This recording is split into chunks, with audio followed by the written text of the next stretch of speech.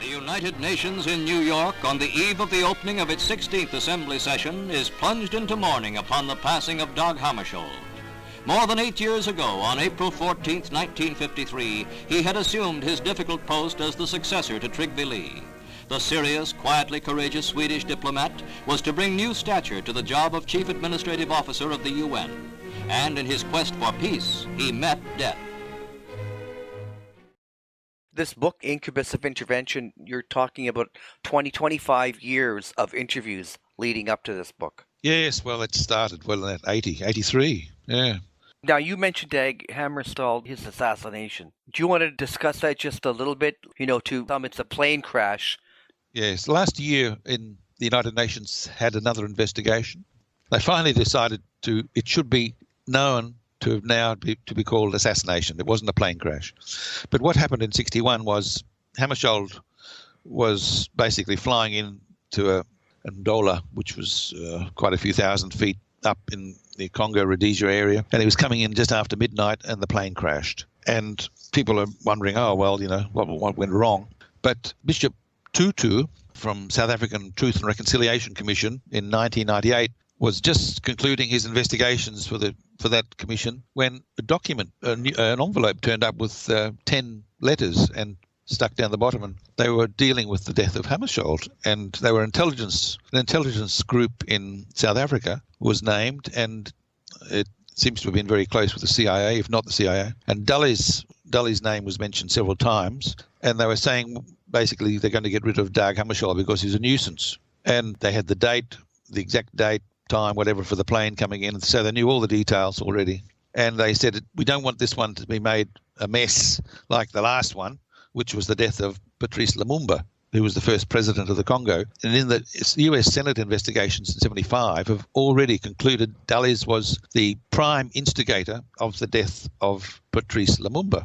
They followed, he actually left a paper trail for that one by mistake, I think. But that's how they tracked him back to the blame went straight back to Alan Dulles for the death of Lumumba. So the same path, the same method, even the same words were used, saying we've got to get rid of Hammarskjold.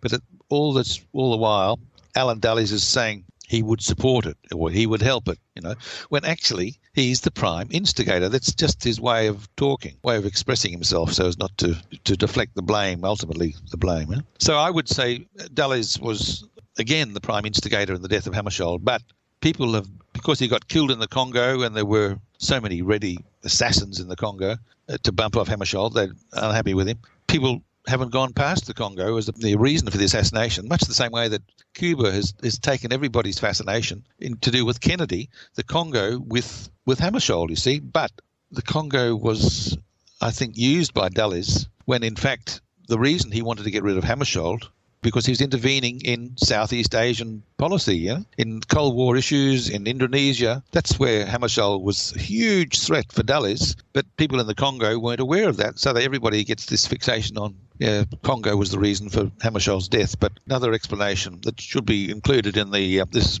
discussion on the death of Hammarskjold, I think, and that is Hammarskjold's planned operation, OPEC's operation, to settle the sovereignty dispute in West New Guinea.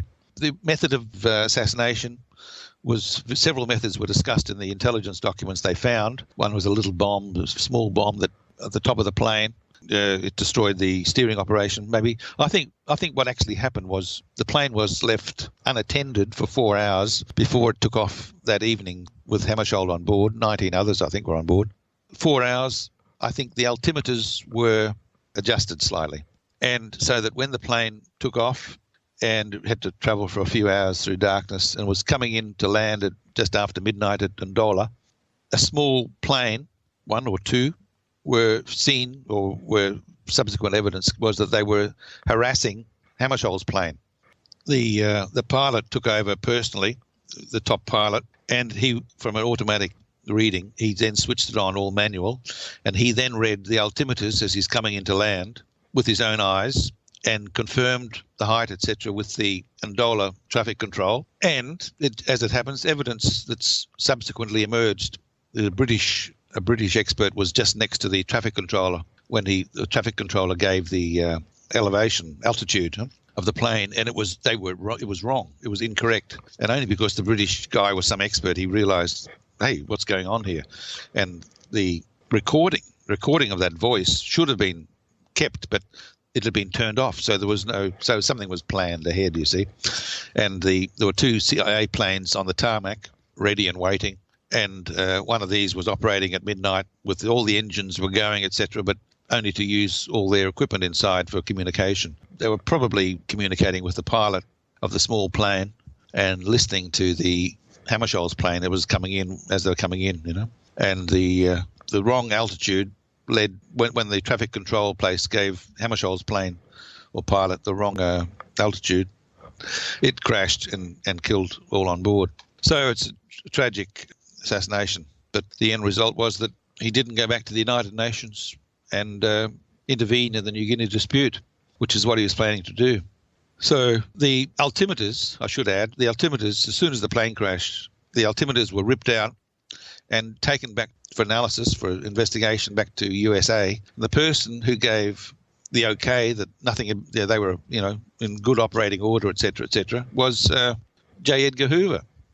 I mean, how can you accept someone like that's the word that the altimeters, that's all got to be reinvestigated and redone, because I think the altimeters really were the clue to the plane crash, and to have J. Edgar Hoover's stamp of approval that they were operating is not good enough. He was very close with Dulles. In fact, both of them were the first 2 people reinstalled into the Kennedy presidency. They were the first 2 people re-employed from Eisenhower because I think J. Edgar Hoover had something on Kennedy that forced the issue. So the altimeters were probably the cause of the crash, but that's got to be re-looked at by the UN. Last year, their investigation described it as assassination because Susan Williams, who's a British lady who did a lot of work on the issue of Dag Hammarskjold's crash, she's written an excellent book, but she didn't get the chance. She only got interested in this topic after George Ivan Smith had passed away.